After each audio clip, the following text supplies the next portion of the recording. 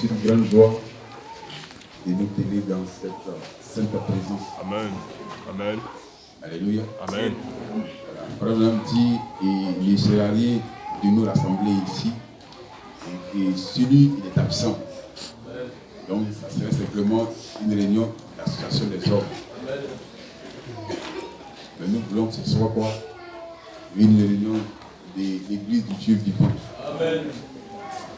Donc, aujourd'hui, je ne vais pas prendre beaucoup de votre temps puisque nous avons la réunion l'après-midi. La porte là, le repas du Seigneur. Et par la grâce de Dieu, nous avons ici la présence du révérend pasteur Zernier. Amen. Et de ma famille. Amen.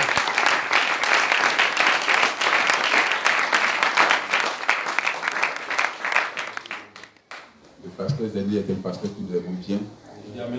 Voilà, donc quand il est venu à pasteur, donc le soir, tu ne peux pas apporter la parole en même temps. Amen.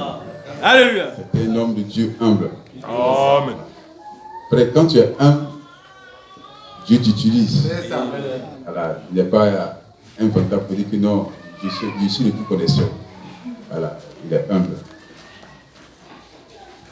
Donc, ce matin, nous allons voir quelque chose.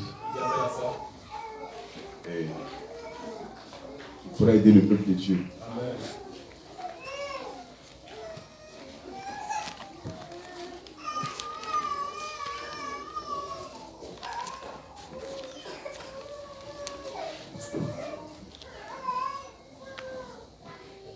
Quelque chose qui va nous aider. Nous sommes en train d'étudier l'ordre de l'Église à plusieurs reprises.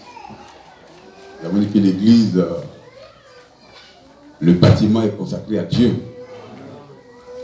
Et c'est un endroit où nous venons pour rencontrer le grand Jésus. Donc, quand nous entrons dans cette présence, il faut que nous entrons avec tout le respect, toute la révérence. Voilà, parce que nous rentrons dans la présence de Dieu. Et c'est pourquoi vous avez vu les affiches ici. Ne pas courir, ne pas chuchoter, fermer soit mettre notre portable si silencieuse, baisser le vibreur, voilà, pour ne pas perturber la réunion. Parce que Dieu est un être très sensible. Donc le moindre bruit peut chasser la présence de Dieu parmi nous. Voilà, donc, dès que vous entrez, vous pouvez les affiches. Je pense qu'on aura le temps. Nous allons écrire ici en grand caractère. C'est Psaume 146, verset 46. Tenez-vous tranquille, sachez que l'Éternel est Dieu. Voilà, donc l'adorateur qui entre dans cette présence doit se tenir tranquille. Monsieur. Soit il lit sa Bible, amen, soit il prie. Amen. Alléluia. Amen, amen. Il est venu pour ça, pour prier et pour lire sa Bible. Amen. Amen. Voilà. Maintenant, si se sent conduit, il peut venir à l'autel, faire une prière silencieuse, en train de prier tout doucement, sans gêner le voisin ou la voisine. Amen. Voilà, c'est comme ça l'adorateur doit se conduire. Amen. Donc, nous avons nos diacres. Voilà. Et frère me dit, pour éviter ce qu'on appelle un chaos, donc les diacres doivent être vigilants. Il dit 2 à la porte, un peu circuler dans les allées, puis un là où les frères assis. Et personne n'a le droit, pendant que le prédicateur est en train de prêcher, de se lever de sa place et venir vers la chaîne. Donc dès qu'il s'élève, qu'il avance, le prédicateur doit le maîtriser pour dire que non, il fallait t'asseoir. Voilà. La preuve de vigilance. Comme ça fonctionne l'église du Dieu vivant. Donc, ce matin, nous allons voir quelque chose. Toujours lors de l'église, je vais terminer lors-dessus le principe des finances. Le chrétien doit pas aimer l'argent, mais il doit aspirer à quelque chose de meilleur. Dans tout ce qu'il fait, il faut qu'on sente de la perfection ou bien de l'amélioration. Alors, quand nous regardons un peu la vie du peuple juif, depuis 70, mais la dîme et les offrandes, c'est l'argent de Dieu. Donc, depuis 70, Israël a quitté la Palestine sur la menace des Romains avec le roi Titus. Il investit la ville et la Bible déclare qu'il a commencé par tuer les femmes enceintes, bébés, vieux et vieilles. Parce que simplement Israël n'avait pas prêté attention à la prophétie de Jésus. Alors c'est comme ça qu'Israël a été dispersé selon les prophéties de l'Ancien Testament données par Jérémie et par d'autres prophètes. Et dit cette fois-ci, quand vous serez dispersés dans le monde entier. Donc, Israël est absent pendant des décennies. Alors, le même Dieu qui a dit, moi qui les a chassés, un temps va venir, je vais encore les ramener encore dans leur pays. Donc, quand ils viennent sur une terre déjà occupée. Alors, pour ceux qui lisent les documents, ce qu'on appelle le système sioniste, avec un certain Théodore, XZ, qui a monté un système sioniste pour dire au peuple juif que vous devez revenir dans votre parti. Donc, ils vont créer une banque pour soutenir l'action. S'ils entrent à Jérusalem, alors ils doivent acheter des parcelles dans la main des Arabes qui occupaient le territoire. Donc, c'est comme ça qu'ils sont entrés. Donc, ils avaient l'argent à leur disposition. Donc, ils ont commencé à payer les terres. Donc, les Arabes ont commencé à vendre leurs terres. Et c'est comme ça, la première ville qu'ils ont créée est appelée Tel Aviv. Vous voyez, non? Tel Aviv. Donc, c'est comme ça, un peu plus parce que quand la deuxième guerre mondiale a pris fin, alors en ce moment-là, beaucoup de Juifs cherchaient à entrer dans leur pays. Donc, comme il n'y avait pas encore d'endroit pour les localiser, ce qu'on appelle les colons, on cherche les tentes là où les réfugiés, pour les intégrer un peu. Et aujourd'hui, quand vous voyez Israël, un peu désertique, un pays qui ne ressemblait à rien, un pays qui était comme le tabernacle, c'est-à-dire une terre où on ne pouvait rien planter. Vous voyez, non? Un territoire de désert, c'est-à-dire qu'on ne peut rien cultiver là. Mais puisque c'est un pays de promesses, ils savent que la promesse est faite à un juif. Et la sémence d'Abraham possédait la porte de ses ennemis. Et ils savent que là où Joseph met les pieds, même le désert doit fleurir. Donc, avec cette promesse-là, alors ils ont commencé à créer un système pour créer de l'eau pour choses, comment on peut le dire, en termes d'agriculture, à régler l'endroit. Et c'est comme ça qu'au fur et à mesure, Israël a commencé à être construit. Et aujourd'hui, ils sont vraiment l'un des plus grands exploiteurs des vivriers ou bien des quoi comme ça. Donc, pour montrer un peu que, et en tant que croyants, nous devons avoir de larges réflexions. Voilà, le chrétien, ce n'est pas quelqu'un qui se contente du lieu où il se trouve. C'est quelqu'un qui fait agir son esprit, qui travaille. Et j'ai donné comme ça un exemple des gens qui étaient allés en croisière et dans le croisière, le bateau a chaviré. Donc ils se sont retrouvés sur une île. Et cette île-là, d'autres ont dit, ah mais c'est fini pour nous. C'est fini. On va mourir. D'autres ont dit, non mais dans tous les cas, nous, on attend un secours qui viendra de quelque part. L'autre a dit, non mais nous, on peut faire de cette île-là un lieu d'habitation. Donc ils ont improvisé. Donc le chrétien, c'est quelqu'un qui a la capacité d'improviser. Il doit réfléchir. Et sa réflexion doit être continue. Donc quand un chrétien ne réfléchit pas assez, souvent, il va se mettre là à accuser beaucoup de personnes. Tel est contre moi, celui-ci est contre moi, telle personne veut me tuer, telle personne confisque mes biens. Non, frère. La Bible déclare dans Osée, il dit, mon peuple périt parce qu'il y manque quoi? Connaissance. Voilà. Donc, si nous voyons aujourd'hui les États-Unis être une grande puissance, c'est simplement parce qu'ils ont eu une grande connaissance. C'est une connaissance qui leur permet de dominer le monde. Donc, par leur emblème, on voit la pyramide. Et au sommet de la pyramide, on voit un œil. C'est l'œil de la connaissance. Souvent, les gens attribuent tout aux francs-maçons. Mais laisse-moi te dire que j'ai fait une étude minutieuse sur la franc-maçonnerie. J'ai vu qu'ils ne sont rien. Amen. Frère, ils ne sont rien, ils ne possèdent rien. Au 16e, au 15e siècle, c'était des gens qui n'occupaient aucun. Ils étaient inutiles dans la société. On les prenait et on les brûlait. Donc, ils sont partis après de quoi? Après de fraternité et unité. Après de leur conception, comment ils vont faire pour intégrer le gouvernement? Et là, si vous voyez, ils ne sont rien. Ils ne sont rien, c'est quoi la Bible déclare dans le livre. Et Frère même dit, et le livre de l'agneau, il dit même eux-mêmes là, ils seront séduits par la bête. Voilà. Eux-mêmes seront séduits par la bête. Donc, ils ne sont rien. Voilà.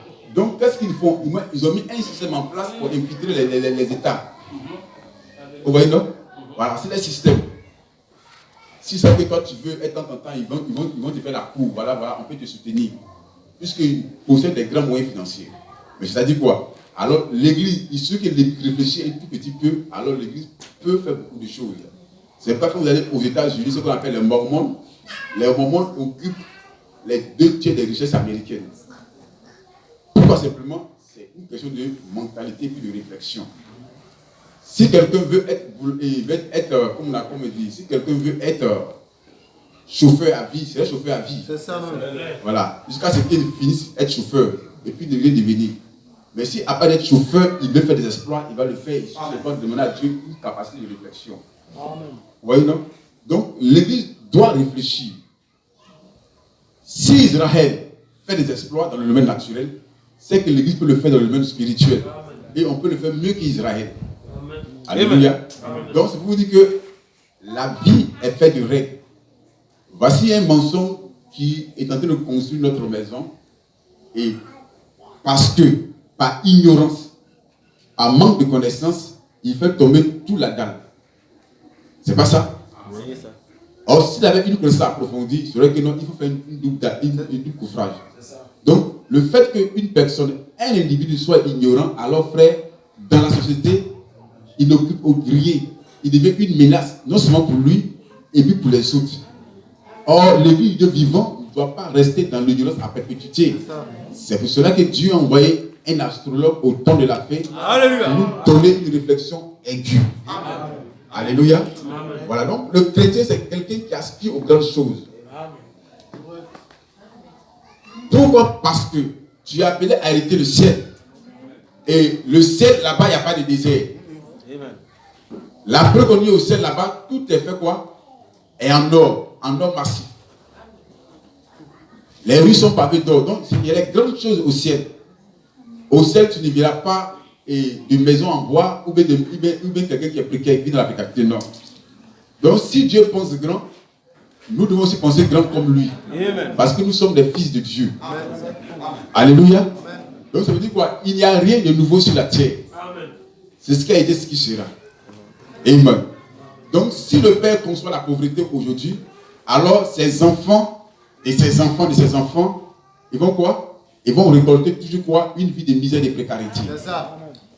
Mais si le Père cherche à changer sa mentalité, alors il va voir que ça serait une grande bénédiction pour la génération future. Donc, quand je prolonge une vie sur 20 ans, sur 50 ans, alors ça me permet de voir, préparer les cœurs des frères sur 20 ans. Amen. Frère me dit, Jésus va venir et il viendra. Et ta pauvreté comme ta richesse ne va pas l'empêcher de ne pas venir. Il doit venir. C'est pourquoi une personne appelle la personne frère Branham. Mais frère Branham, comme Jésus vient, est-ce que je dois me marier? Il dit fais-le. Mais il faut vivre si comme Jésus venait aujourd'hui. Donc frère Branham n'a pas empêché aux gens de ne pas être riches. Mais il dit souvent, la richesse souvent nous égare. Pourquoi? Parce qu'on ne sait pas manipuler l'argent. Mais pourtant, la richesse n'a pas égaré Abraham. Abraham était un homme vachement riche. On l'a vu, il a vécu dans la simplicité. Donc, je vais emmener l'église. Chaque frère, chaque soeur a changé de mentalité. C'est ça. Comment toi tu conçois la vie?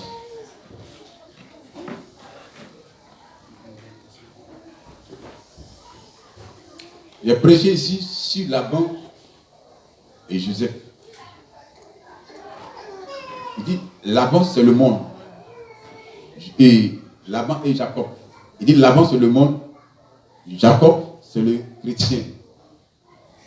Et Laban avait pour habitude de faire travailler les gens sans leur payer. Et c'est comme ça le monde fonctionne. Donc il a fallu que Joseph mette, et Jacob mette quoi? Une réflexion en Dieu pour vraiment déjouer tous les plans de Laban. Sinon, il allait travailler sans rien réaliser.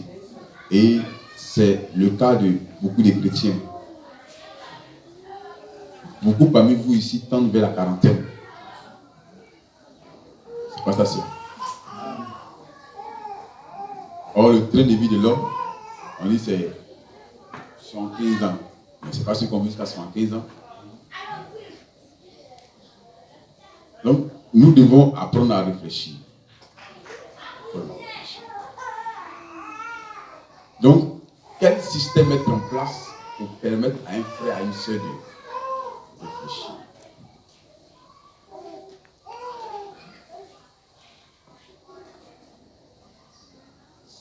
C'est pas ça fait. Prends-le. Alors, Jacques dit quoi? Si tu manques de sagesse, que tu en demandes à Dieu.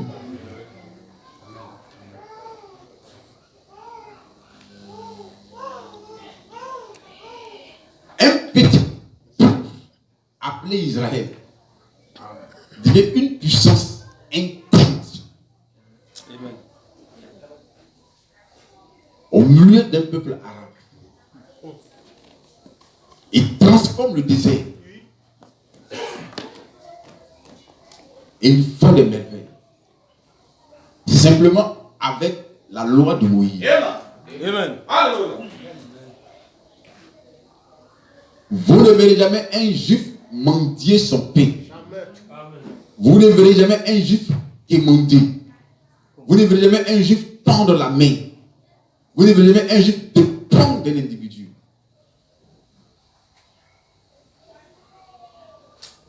Vous ne verrez jamais un juif aller chercher du travail.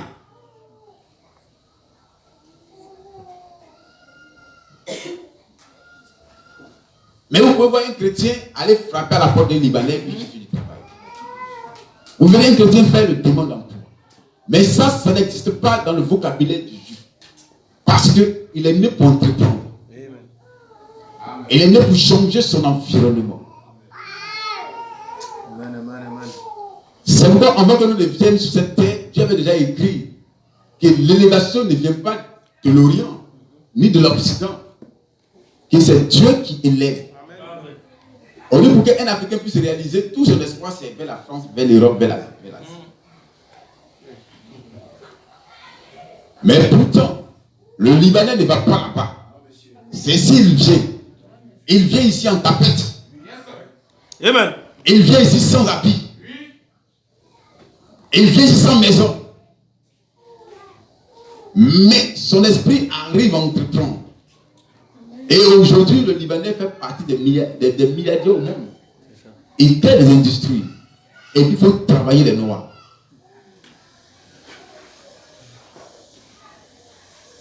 Pourtant, c'est le même soleil qui brille sur nous tous. Et c'est la même terre que nous marchons. Donc le problème, se trouve où? Où on tire nos sources d'inspiration. C'est ça. Parce que les mêmes juifs là sont avec eux là-bas, mais eux n'arrivent pas à faire le poids devant les juifs. Mais pourtant ils font le poids et nous dépassent même. Donc c'est une question de mentalité, de réflexion. Donc aussi longtemps que le chrétien refuse de réfléchir et il refuse de voir cette réalité, alors le chrétien va vivre dans la précarité jusqu'à ce qu'un jour il sombre Dans un chaos total. Et puis, quand c'est comme ça, il se mettra à accuser n'importe qui. Mais frère, si tu vois un chrétien accuser un sorcier, c'est qu'il n'a jamais été chrétien. Amen. C'est que lui, il n'a jamais été chrétien. Non, frère, ce qu'on te dit, il n'a jamais été chrétien. Amen. Même si le président dit qu'il n'a jamais été chrétien. Amen. Amen. Parce que le seul accusateur que nous connaissons, c'est le diable. Amen. Mais quand tu accuses quelqu'un qui est sans importance, encore on prend le clavier satanique, le sorcier, le féticheur ne représente rien. Mais toi tu l'accuses, il bloque ton travail, il bloque ton succès. Mais tu as quel succès pour commencer? Question. La preuve que tu ne réfléchis pas assez. Merci, passe. Dis-nous la vérité. La Bible est claire que mon peuple périt parce qu'il lui manque de la connaissance. Et comme la connaissance te manque, alors tu serais quoi? Détruit. Donc l'église du Dieu vivant, si nous le croyons du message du temps de la fête, nous devons avoir une réflexion très pointue. C'est quand le chrétien ne veut pas dormir comme le païen dort. Amen. Le chrétien, quand il est couché, c'est pour réfléchir. Amen. Il fait un programme de lendemain. Lendemain, qu'est-ce que je dois faire?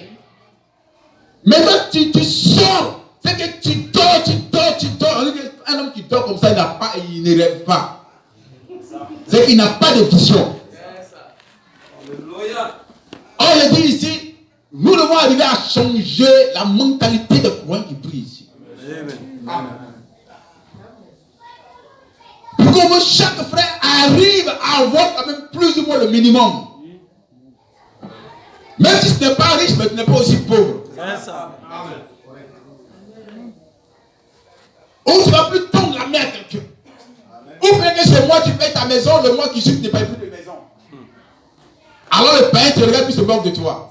Et il m'a fait, il serait préférable de ne pas dans l'église que de suivre mon Dieu. Parce qu'on ne sait pas qui est la source de la richesse.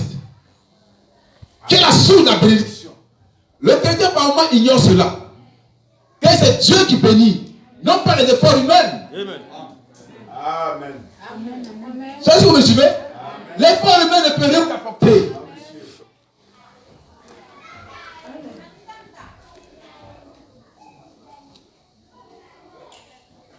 Je suis resté longtemps en Soweto. Ce qui m'a impressionné, c'est que les musulmans, quand ils construisent la maison, ils envoient un imam, souvent deux. Ils tuent plusieurs peu de moutons. Et mais ceux-là, ils ont compris beaucoup de choses. Et ils ont compris beaucoup de choses. Mais là, l'un des chrétiens. Tout ce qu'il fait, il ne confie pas ça à l'Éternel. Parce que pour c'est trop lui demander. Mais ils sont en train de se faire, il y a eu beaucoup de choses ici. Quand le gars veut faire fondation, il envoie un imam pour faire abolition. Pour faire des rituels. Et quand il finit de construire, on voit qu'un homme ne puisse habiter sa maison, et il envoie des imams. Il tue des bœufs, il bloque même la route. Mais d'où il tire leur inspiration? C'est dans la Torah. La Torah appartient aux Juifs. Est-ce que Mahomet n'a rien apporté? Alléluia. Mais toute sa révélation, c'est une copie de l'Ancien Testament. Oui. Le sacrifice appartient au peuple juif. Amen.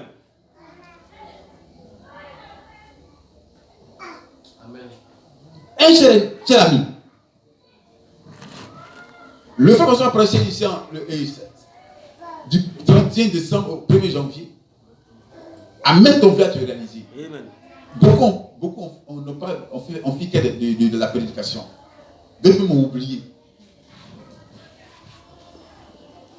C'est-à-dire que pour commencer, il n'avait pas de vue. Amen. Parce qu'un vrai entrepreneur veille sur son projet. Alléluia. Un vrai entrepreneur met tout en œuvre pour que son projet aboutisse. Mais si on ne sait pas entreprendre, il serait difficile.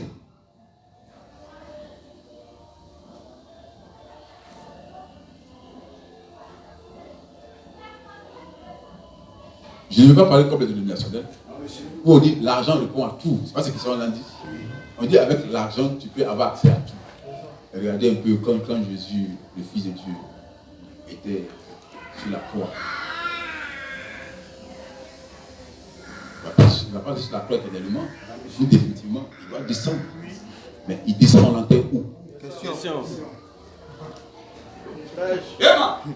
Un frère, on le fait descendre, on l'enterre où?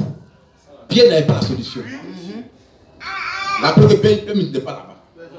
C'était Marie et Jean. Pierre avait déjà fui. Donc, il fallait régler ce problème-là. Vous l'avez suivi, c'est frère. Vous avez envoyé ses frères. Maintenant, il est mort. On doit l'enterrer. On l'enterre où? Ben, l'histoire dit, on doit l'enterrer parmi les riches. Encore, regarde Pierre, il n'est pas riche. C'est ça. Et Matthieu, il n'est pas riche. Lui, il n'est pas riche. Jean, Marie même là. Maintenant, on l'enterre où? On s'est écrit. Quand on va l'ensevelir parmi les riches. Mais parmi ses disciples, on ne connaît pas les riches. C'est ça. Donc on l'enterre où? Alléluia. Amen. Amen. Frère, répondez-moi. Où on enterre le Fils de Dieu? C'est un grand roi. On peut l'enterrer à Bassam? Non. Ni à Kenyoua? Il faut qu'on l'enterre parmi les rois. C'est ce qui est écrit de lui. Il est né parmi les pauvres, mais il s'est enseveli parmi les riches. Or, parmi ses disciples, il n'y a pas de riches. Marie de Magdalene était une prostituée. Dans le corps, on va où avec? On ne fait que se promener. Oh, on ne peut pas se promener avec le corps du Fils de Dieu. C'est un roi redoutable. Même parmi ses disciples, il n'y a pas quelqu'un qui peut répondre à la situation. Mais comme Dieu sait faire les choses, Dieu a préparé un Joseph d'Arimathée. La Bible ne fait pas mention de lui. Mais c'est la mort de Jésus qu'on nous parle de Joseph d'Arimathée. Alléluia. Alléluia. Amen. Est-ce que ce matin, toi, tu peux être un Joseph d'Arimathée? Amen. C'est vrai qu'on ne parle pas de toi dans toute l'église, mais une seconde va se poser quand on parle de toi. C'est ça. Que ce soit l'homme du moment pour décanter la situation. C'est ça. Amen. Je crois ça. On dit lui seul était habilité à entrer chez Hérode parce qu'il avait la même statue qu'Hérode. C'est ça. Pierre ne peut pas entrer là-bas. Non. Jean ne peut pas entrer là-bas. Il passera où? Même Jésus son vivant ne peut pas entrer chez Hérode. Alléluia. Amen. Amen. Est-ce qu'on peut dire amen ce matin? Est-ce qu'on peut dire amen ce matin? Est-ce qu'on peut dire amen ce matin? C'est la parole de Dieu, c'est pas la parole de Dieu. La parole. Alors Joseph d'Arimathée apparaît. Il rentre chez Hérode. Il dit Hérode, donne-moi le corps de mon Seigneur. Amen. On dit l'un des disciples de Jésus. Amen. Pourtant dans Matthieu on ne parle pas de lui. Jamais. Dans Luc on ne parle pas de lui. Mais on le trouve dans un petit verset. C'est ça. C'est Matthieu 27, non? On dit Joseph d'Arimathée. Donne-moi le corps. Alléluia. Amen. Amen. Que le nom du Seigneur soit béni. Amen. Frère, vous pensez que Dieu veut qu'on soit précaire, qu'on soit malheureux, tout en train de tendre la main? Frère, j'ai dit aux gens, je les casse si tu habites là-bas. Frère, tu n'auras pas d'avenir. Amen. Amen. Non, parce que c'est une vérité. Il y a des gens qui marchent avec Ovis, tu n'auras pas d'avenir. Parce qu'ils ne pensent pas grand, ils ne voient pas grand. Un chat de paix, une femme m'a appelé, je l'ai pris. Pasteur Jean m'a dit, madame, tu as donné mon numéro. On va être sûr, je viens de prier de t'appeler. C'est un inconnu. Donc je suis arrivé, frère, c'est qu'elle m'a dit. Il me pasteur, mais où tu habites? Je dis, j'habite aussi là. Mais moi aussi, c'est des voyous qui vivent là.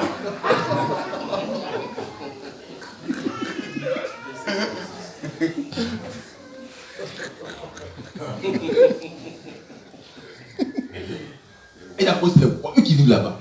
Il dit, non, mais ici, entre à commencer, puis il dit, je fais ça, je suis parti. Je ne peux pas arriver. Alléluia. Et bon, ça peut dire quoi? Et vous devez vous structurer de qualité.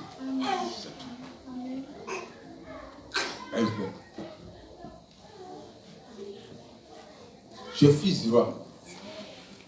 On peut l'appeler un roi? À moi, si tu ne crois pas en toi-même, il faut avoir foi en ta personne.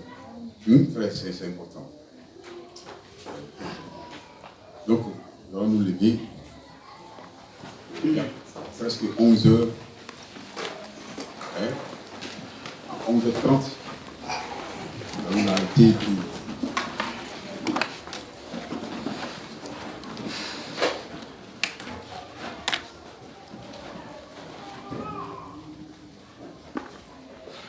Nous allons prendre deux passages de l'Écriture. Matthieu 17, 24 à 27. On se lève pour le respect de la parole. Frère, dis ça rapidement pour nous. Matthieu 17, à partir du verset 24.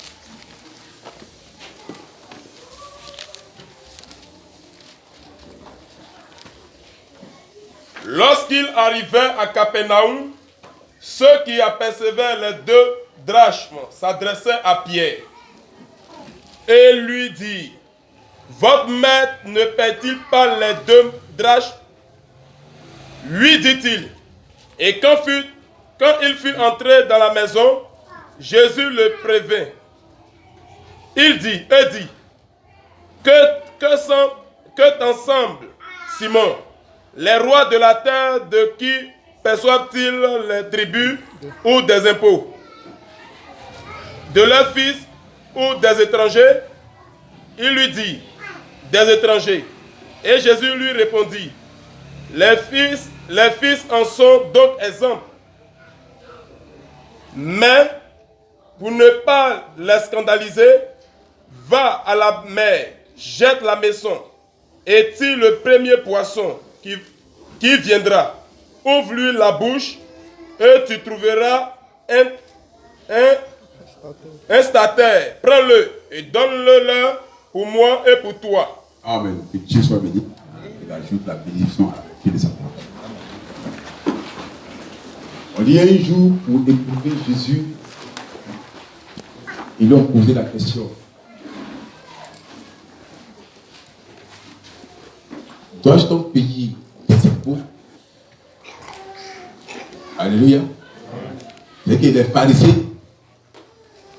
ils cherchent tous des moyens pour accuser Jésus. Toujours. Or, ils oublient que Jésus, quoi, est la parole, quoi, révélée. La parole révélée. Il est le logos de Dieu. Alors, Jésus dit aux pharisiens: qui parmi vous a une pièce d'argent? Et il dit: donne-moi ça. Et il dit: mais qu'est-ce qui est écrit sur cette pièce? On dit: non, c'est la photo de César. Alors Jésus leur retourne la pièce. Il dit: donnez à César ce qui est à César, et puis à Dieu ce qui est à Dieu. Vous me suivez? À César ce qui est à César, à Dieu ce qui est à Dieu. Amen. Donc voici Jésus de passage. On lui demande de payer son impôt. Chose qui est normale. Chose qui est biblique. Il n'a pas refusé. Et là, Simon Pierre n'avait pas d'argent sur lui, mais comme c'est le maître des choses de la terre, il dit: Simon Pierre, va dans cette eau-là. Il y a un poisson qui est là. Il a une pièce d'argent dans sa bouche. Donc, tu vas pêcher et puis tu m'envoies ça. Tu prends, tu paies et pour toi, et pour moi. Et c'est pas si facile de suivre. Et pour toi, et pour moi. C'est ce qui est logique. Je parle de la dîme et les offrandes, c'est l'argent de Dieu. J'ai dit ici que je veux envoyer l'Église dans une parfaite adoration. Un adorateur ne fait pas de demi-mesure. Soit il adore, soit il n'adore pas. Soit il croit, soit il ne croit pas. Amen. Et depuis l'ancien temps, Israël a toujours adoré Dieu. Et lorsque le péché est entré sur la surface de la terre, Dieu a donné aux humains ce qu'on appelle l'expiation. Et en retour, l'homme donne cela aussi. Donc Caïn et Adam, et Caïn et Abel, les deux adorateurs, devaient aller adorer le Père par le canal de leur offrande qui allait déterminer s'ils sont réellement croyants ou pas. Même comme Abel était un berger, ce qu'il pouvait donner à Dieu le plus grand, c'était quoi? Son agneau. Comme Caïn était un cultivateur, ce qu'il pouvait donner à Dieu, c'était quoi? Les fruits de son sang.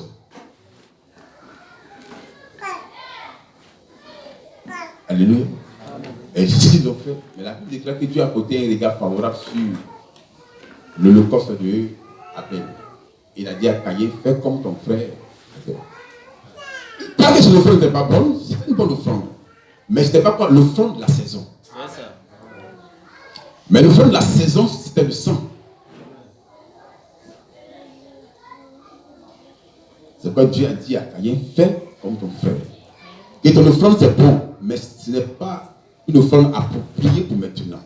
Maintenant, ce que j'ai besoin, c'est quoi? Le sang de l'agneau. Pour apaiser mon cœur. Mais l'offrande des fruits, ça c'est l'offrande de la résurrection. S'il n'y a pas le sang versé, il ne peut pas y avoir de résurrection. Donc voilà un peu.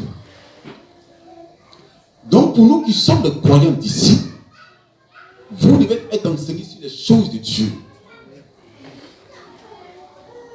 Parce que s'il y a quelqu'un qui est sacré, quelqu'un à qui nous devons tout le respect, frère, c'est le grand Jéhovah. Vous voyez qu'un chrétien ne doit pas entrer ici tout en courant, en chuchotant. Il doit venir dans un esprit d'adoration, avec respect et crainte. Donc son temps, sa personne et son argent, tout cela contribue à l'adoration. Il part dans les amens. Il part dans les amens. Son argent, son temps, sa personne contribue à l'adoration. Et ça, c'est une chose que les musulmans ont compris. Mais seul le chrétien ne comprend toujours pas. Alors, aussi longtemps qu'il ne comprend pas ce principe-là, cela veut dire quoi? C'est quelqu'un qui ne pourra jamais avoir de succès dans sa carrière. Vous me suivez? Il ne pourra jamais avoir de succès dans sa carrière. J'ai vu des gens qui occupaient des grands postes, mais à la fin de leur vie, frères, se sont retrouvés en bas de l'échelle. J'ai vu des gens qui ont suivi Dieu pendant de nombreuses années, mais qui n'ont jamais joui des privilèges de la terre. Et quand j'ai posé la question à ce frère, mes frères, est-ce que tu payes une dîme, une offrande? Frère, j'étais surpris, un courant du milieu qui me dit, je ne sais pas ce qu'on appelle une dîme et une offrande.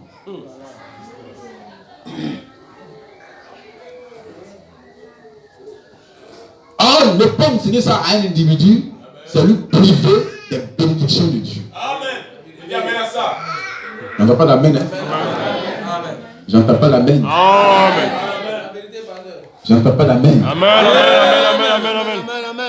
Amen. C'est formel. Le monsieur avait plus de 50 ans, il dormait dans la maison de sa mère.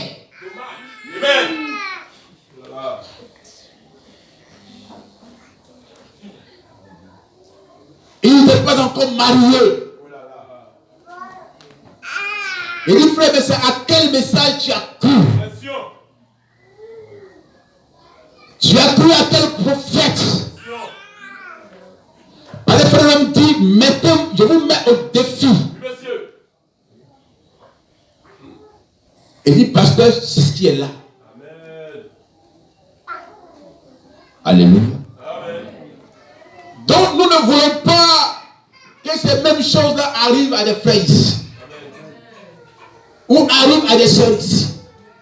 Parce que si quelqu'un ne peut enseigner, alors frère, il ne pourra pas faire du progrès dans sa vie. Or, moi, je le répète, et je le répète toujours, on ne suit pas Dieu pour être malheureux. On ne suit pas Dieu pour souffrir. Parce que Matthieu 11 dit, venez à moi, vous tous qui êtes fatigués et chargés. Je vous donnerai quoi? Du repos. Amen. Le repos seulement de votre âme et le repos aussi financier. Amen. Amen. Amen. Donc William Branham n'a pas prêché un message de précarité. Non. Et moi je vous mets en défi. Amen. Vous n'êtes pas béni d'aller en Europe pour être riche. Amen. Ici même tu peux devenir riche. Amen. Ici même tu peux être millionnaire. Je te bénisse pas. Parce que le détenteur de la richesse, c'est le grand Jésus. Amen. Lui qui a connu Abraham sur le mont Moriah. Il dit, Abraham, prends ton fils unique Isaac, va le sacrifier. Amen. Et la Bible déclare qu'Abraham a pris son fils bien-aimé. Et Abraham allait tout droit vers la montagne. Amen. Et l'enfant pour la question Abraham, Père, nous avons le feu, nous avons le couteau, mais où est l'holocauste pour le sacrifice? Amen. Alors Abraham par instinct a dit, Dieu se trouvera là. Mais quand Abraham parlait, Abraham n'avait pas la solution à cela. Amen. Alléluia. Frère, nous louons de toute civilisation. Louons de toute habitation. Mais là, la foi d'Abraham a créé un bélier. Alléluia. Ce n'est pas Dieu qui a créé le bélier, c'est la foi d'Abraham qui a créé ce bélier. Parce qu'Abraham a dit, Dieu se trouvera. Alléluia. C'est le même Dieu d'Abraham que William Branham a prêché. Amen. Alléluia. Et Abraham a pris son fils bien-aimé. Abraham a dit à Dieu, je suis prêt à sacrifier ma propre vie pour toi. Alors quand Dieu rencontre ces gens adorateurs, Dieu ne reste pas silencieux. Il est obligé de descendre. Mais si Abraham avait conservé son fils, Abraham ne serait pas le père des gens des nations. Sur nos frères, il faut perdre pour gagner. Quand tu refuses de perdre, tu ne pourras jamais rien gagner. Est-ce que tu le croyant aujourd'hui? Il refuse de perdre. Et si tu perds sa propre vie à cause de moi, l'aura. Ça n'a pas été dans l'écriture? Alléluia. Est-ce que je peux entendre l'amen ce matin? Alléluia. Quand Jésus est mort au calvaire, il est mort avec ta pauvreté. Il est mort avec ta souffrance. Il est mort avec ton chômage. Il est mort avec je ne peux pas. Ton échec, il est mort avec cela. Donc, qui n'a plus toi l'échec? Non, frère. Amen. Le vrai chrétien n'attend pas le 31 janvier pour manger au poulet. Si tu le fais, tu n'as jamais été fils d'Abraham. Tu es plus qu'un malheureux frère. C'est ça, monsieur. Amen. Le poulet doit être dans ton quotidien. C'est ça un croyant. Mais quand c'est pas dans ton quotidien, tu attends un seul jour, tu étais un idolâtre. C'est ça. Amen. Je crois ça. Parce que nos frères musulmans, ils attendent Tabaski pour tuer un mouton. Toi, tu es comme eux. Oui. Même chose. Oui. Pourtant, ils ont les grands immeubles. Ah, frère, je pose la question, d'où vient la richesse? Question. Toi, tu es un petit millier, tu attends Tabaski pour manger mouton. Et c'est comme ça que les chrétiens se comporter. attend le 31 janvier pour manger poulet. Et quand il fait 3-4 poulets, il pense que frère il est béni. Non, ça, c'est la conclusion de ta misère. Amen. Et une fois que tu manges ça, tu vas parcourir encore 364 jours. Ce sont ces quelques jours que tu vas faire poulet. Encore. Non, ça, refusez cela. Refusez cela, église. Changeons maintenant de mentalité. C'est ça qui est la richesse. Ça qu'on n'a pas d'un état de mentalité. Change ta mentalité, frère. Amen. Je te bénis. Dieu se pourvoira. Amen. Est-ce que tu n'es pas pourvu? Si. Il dit Abraham, ne mets pas ta main sur l'enfant, quand je sais que tu m'aimes. Amen. Si Abraham, le père de la foi, n'a pas eu peur de donner son fils unique, mais toi tu as peur de donner ton argent. En toi, Abraham, qui doit considérer? L'argent qui est éphémère, qui est passager. Toi tu considères ça, tu conserves ça. Or quand tu conserves ça, ça veut dire que tu vas perdre ça tes mains. Regardez un peu ce petit enfant. Quand je dis à Simon Pierre, donne-lui à manger, Seigneur, on n'a rien. Moi j'étais étonné de la déclaration de Pierre. Oui, monsieur, mais moi-même. Seigneur, on n'a rien. C'est ça. Seigneur, renvoie-les. Non. Donne-le à manger. Ils nous ont suivis. Donne-le à manger. Oh, c'était pareil. Il y avait un enfant qui a fait l'école missionnaire. À qui son père a donné quelque chose pour aller manger après la récréation. Et lui se promenait avec. Amen. Donc Simon bien dit petit. Piège. Mes frères, entre nous, le reste à qui va prendre ça? C'est Simon Pierre. C'est vous qui? Le petit. Amen. Alléluia.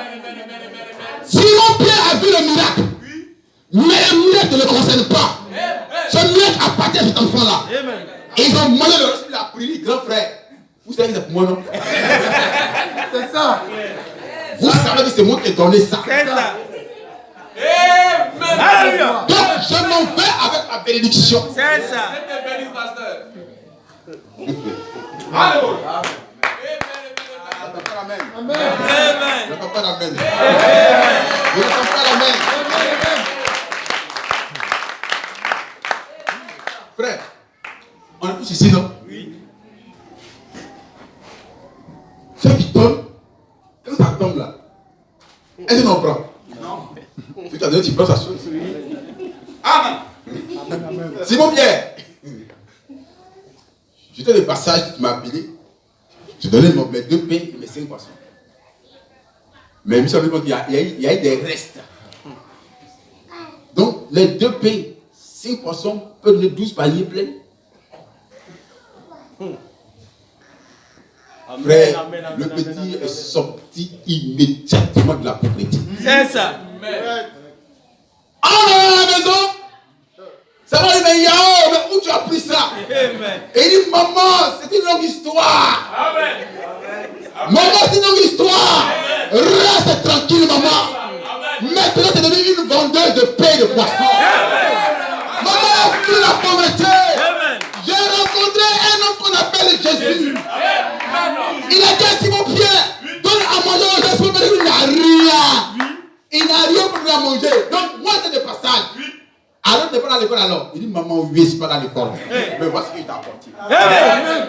Alléluia. Mon cher ami, même si tu n'as pas du poids, Jésus peut te rendre. Amen. Alléluia. Amen. Alléluia. Est-ce qu'on peut l'aimer? Alléluia. Maman, j'ai rencontré Jésus de Nazareth. Oui, monsieur. Le pain que tu m'avais donné, il a multiplié ça. Amen. Amen. Maman, fais ta table. Fais ça. Mais ça, tu vas vendre. Amen. Finis la pauvreté. Amen. Mais est-ce que Simon Pierre va compter sa pauvreté? C'est sûr, hein? Si. C'est la Bible. Hein? Amen. Parce que simplement, il n'a pas pu accomplir l'acte. Amen. moi de rien. On peut dire ça, non? Qui avait dit verset?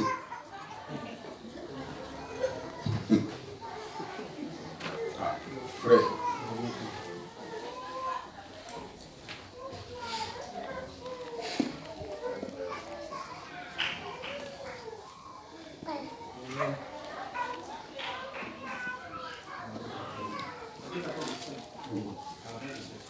Il faut prendre la partie où l'enfant. Il faut prendre la partie où on parle de petits garçons. Ah, cher ami chrétien. Matthieu 14, la partie verset 13.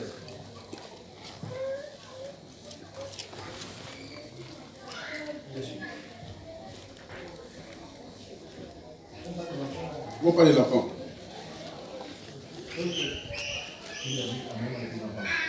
Donc, pour les petits enfants avec toi. Il y a des petits enfants. 17. 17 non.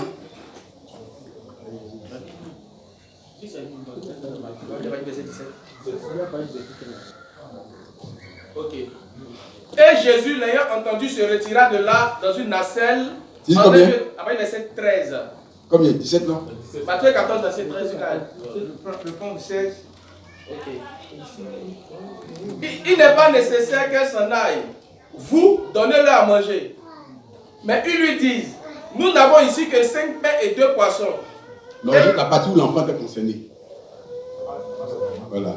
C'est dans Marc, non? Je fais ça rapidement. Rapidement alors, rapidement. Marc 6, à partir du verset 37. Oui.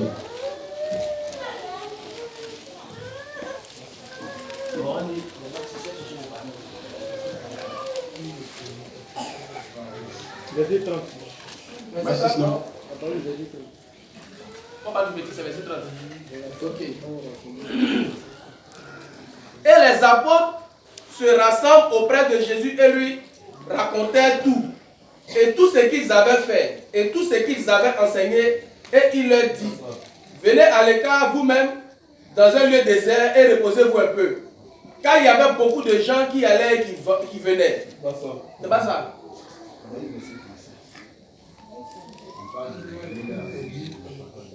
Donnez-moi le bon. 37. Ok, 37. Allons un peu rapidement. Et comme l'heure était déjà fort avancée, ses disciples venaient à lui dire, le lieu est désert et l'heure est déjà fort avancée. Renvoie-les afin qu'ils s'en aillent dans les campagnes et les villages d'alentour et qu'ils s'achètent du pain, car ils n'ont rien à manger. Et il, lui, répondant, leur dit, vous donnez-leur à manger. Et ils lui disent, irons-nous acheter pour 200 deniers de pain et les donnerons-nous à manger? Mais il a dit, combien de pain avez-vous? Allez et regardez. Et quand ils le surent, ils disent, 5 et 2 poissons. Et il leur commanda de les faire tous asseoir par troupe sur les bêtes. Et il s'assit en rang, les uns de 100, les autres de 50. Et ayant pris les 5 pains et les 2 poissons, et regardant vers le ciel, il bénit et rompit les pains. Hein? Jean 6. Ah, merci pour une chose, je dis. Oui, non.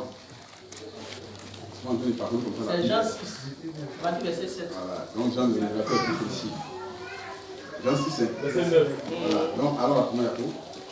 Il y a ici un jeune garçon qui a 5 pains d'or et 2 poissons. Donc, c'est frère qui commente. Il dit c'était un garçon qui fait par l'école, quoi. Amen. Alléluia. Frère, Église, est-ce que ce matin tu peux changer de mentalité? Amen. Est-ce que tu peux défier Dieu? Amen. Et tu peux défier Dieu.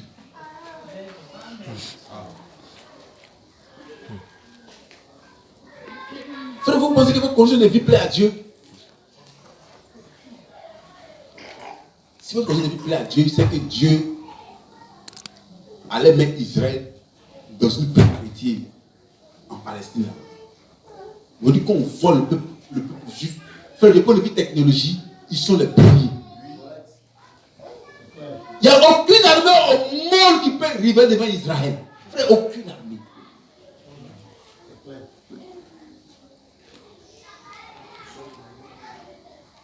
Le service secret Frère, on n'en parle même pas. Mais pourquoi nous les chrétiens, on se contente? Lorsqu'on a un peu à manger, on pense qu'on est arrivé. Or, quand c'est comme ça, frère, nous freinons la bénédiction.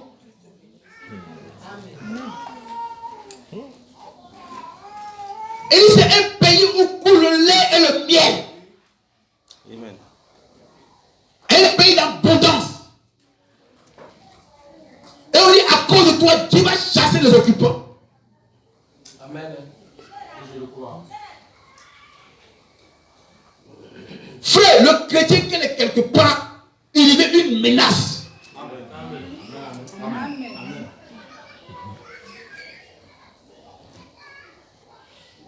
Il cher amour.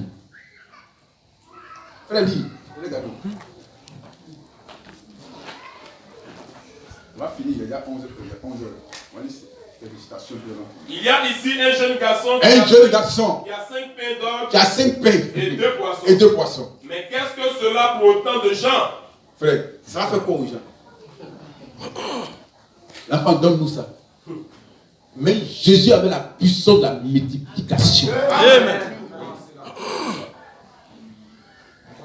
S'il a fait ça hier, il peut le faire aujourd'hui.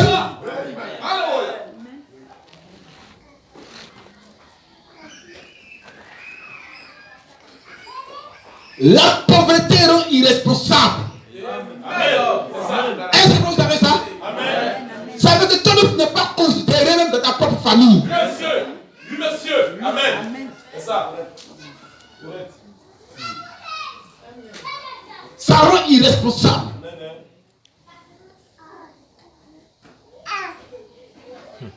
Frère, imagine si l'instant pour mettre ton loyer. Ton propriétaire qui avait les destins, qui te respectait, il va commencer quoi? À te parler mal, à te manquer du respect. Si c'est faux, dites-moi. C'est pourquoi le croyant doit être un homme d'honneur. Il ne doit jamais laisser sa poche être vide. Amen. Tu es béni, pasteur.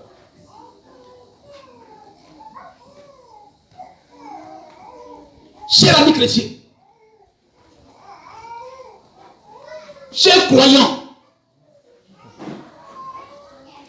le chrétien ne se contente pas de manger seulement.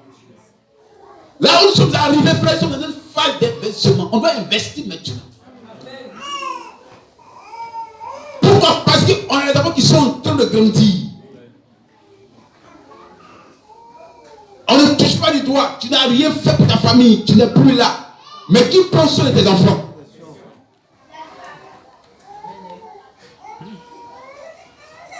Tu vas compter si un homme, si un parent. Et quand ton enfant va tomber sur une bonne de frère Bernard, mais c'est que mon papa n'a jamais été un bon croyant.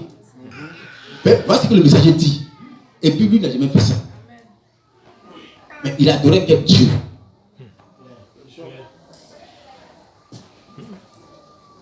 Frère, la source intarissable, c'est Jéhovah Jireh. La foi d'Abraham a créé un bélier. Abraham a montré à Dieu que lui aime Dieu par-dessus tout. C'est pourquoi, frère, quand le cœur de l'être humain est attaché à l'argent, frère, c'est très dangereux. Cet homme-là ne va pas arriver loin.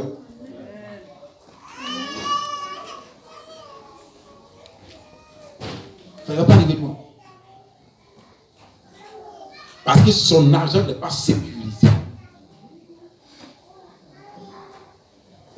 Son argent n'est pas sécurisé. On a vu ici des grands hommes comme qui ont fait faillite. C'est pas ça, frère? Frère, dis ça pour nous. Pourquoi?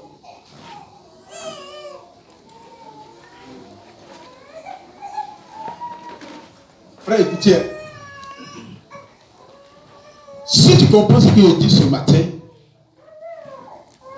tu n'auras plus d'échec dans ta vie. Amen. Mais si tu refuses de comprendre, ça n'engage que toi seul. Nous ne sommes pas là de pour te faire la police. Alléluia. C'est la dénomination qui fait pression, pression, pression. Nous, on libère la parole de Dieu. Si tu crois, si tu ne crois pas aussi, une maman de frustration son enfant, pour dire que non, il a ouvert sa bouche, puis il met pas dedans. Si il met que l'enfant vomit, l'enfant rend ça. Frère, le message a des principes. La vie chrétienne a des principes. Toi, tu as été un homme de principes. Lis mon frère. Lis après, tu vas écrire le camion. Le message a des principes. La brochure, pourquoi? Frère, voyez, tous ceux qui vivent du salaire mensuel chaque fin du mois n'auront rien. C'est ça. Amen. N'auront rien. Amen. Je vous assure, même le boutiquier qui est à côté de nous là, il est mieux que eux. Il dit amen à ça. Amen. Amen. Frère, il est mieux. L'État, la fonction publique épouse nos frères. Amen. Même pour faire un prêt, c'est conditionné. On te fait un prêt en fonction de ton salaire. Et tu ne pourras rien faire avec ça.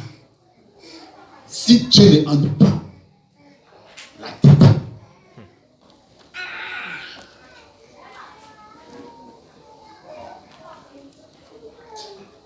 Frère, vous me suivez? On dit tous les Ivoiriens supportent la fonction publique. Frère, on pense là-bas, c'est ni d'argent. Non. Frère, l'argent est devant nous, mais on ne voit pas. D'après les hommes, ils voient les gros yeux, mais ils ne voient rien. Vous avez dit, ils ne voient rien. Frère, quand j'étais au campement, quand j'étais au campement, voici ma maison, voici l'eau. Il y avait une cantine, on appelle Oda. Frère, chaque matin, elle assise là. Il dit, mais la ville, elle fait quoi là? Elle fait quoi là? Elle dit, mon fils, l'argent est là. Il dit, mais c'est où? Mais il ne voit pas. Elle dit, mais tu es ivoirien, tu ne vas rien voir. Alléluia. Oh! Elle était vendeuse de poissons. Donc elle est couchée là. Tous les gossons qui pêchent sur l'eau là, elle est là pour les récupérer. Donc, quand ils viennent descendre, elle prend le poisson, elle prend sa 100 vendre. Elle prend sa 100 vendre. Elle dit, mon fils, voici l'argent qui est là. Mais tes soeurs ivoiriennes là, elles dorment. Elles dorment. Et les 11 heures, elles vont payer nos poissons pour venir manger. Vous avez compris? Donc, vraiment que l'esprit de l'ivoirité puisse t'influencer. Sois influencé par être chrétien. Là, tu vas voir loin.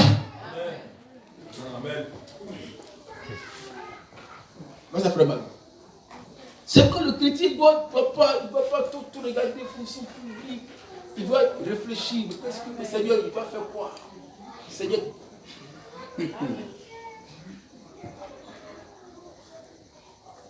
Frère, on dit quoi en français? Si tu passes un concours 2 à 3 fois et il y a des échecs, il faut commencer à improviser. Amen. Frère, il faut commencer à réfléchir. Amen. Frère, la vie est simple comme de l'eau à boire.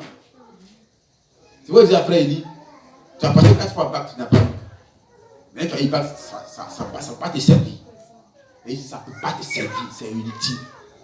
Il doit essayer, c'est inutile. Frère, le chrétien, c'est quelqu'un qui réfléchit. Quand lui, il est couché là, il réfléchit. Demain, il va faire quoi même? Après demain, il fait quoi même?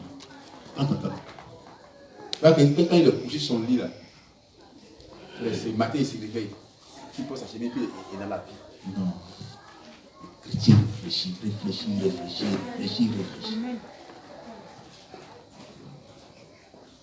Frère, il réfléchit chaque jour.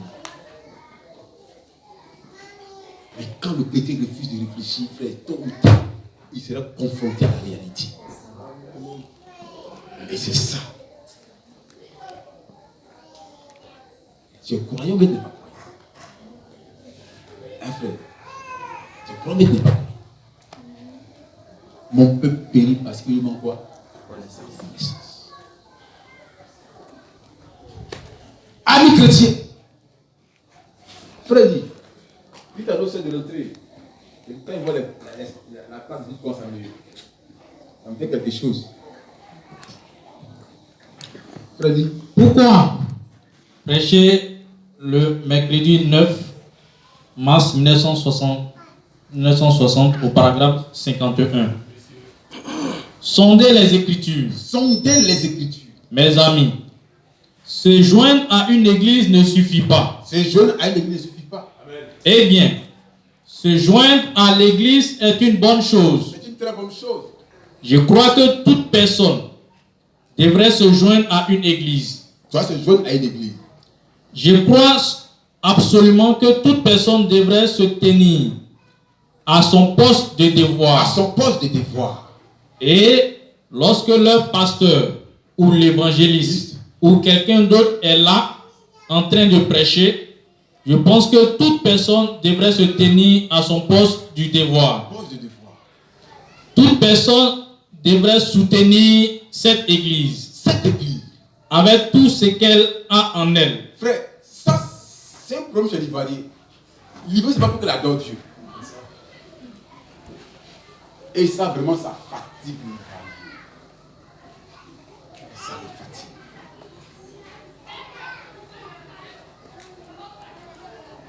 Toute personne doit faire quoi? Un frère doit faire quoi? Soutenir son église. Correct.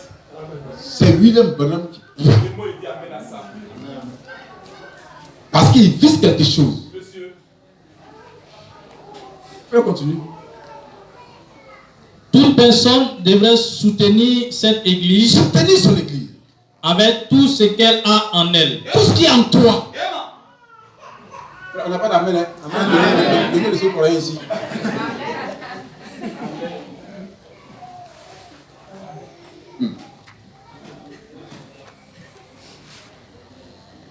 Tout croyant devait soutenir son église. Et tout ce qui est en lui.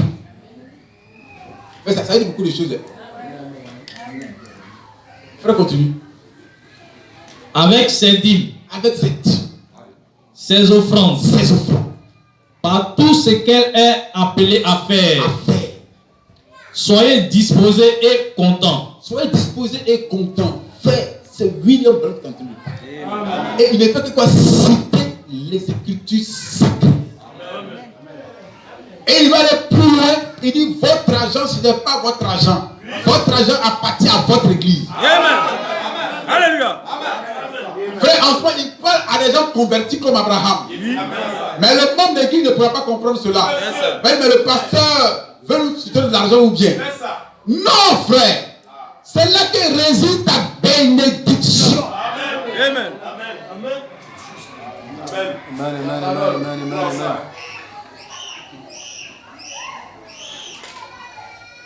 Est-ce que frère, vous me suivez? Amen. À moins que tu veux vivre dans la précarité et que tu ignores les principes. N'est-ce pas moi qui t'envoie? Il va plus loin, il dit le pasteur est plus qu'un père biologique. C'est ça. Je dis amen à ça. Frère, c'est parce que l'aime sa femme qu'on appelle un pasteur ou un dirigeant. Le message de frère Branham, ce n'est pas un message pentecôtiste. Non, monsieur. Non, frère. Ça crée une paternité entre le fidèle et le pasteur. C'est ça. Une intimité profonde.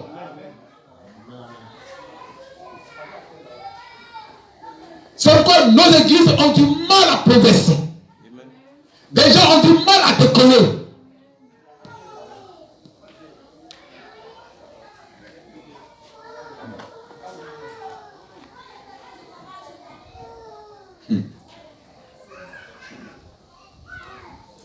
Alléluia. Frère, un jour j'étais chez moi, comme le frère assis. Il était chez moi comme ça à la maison.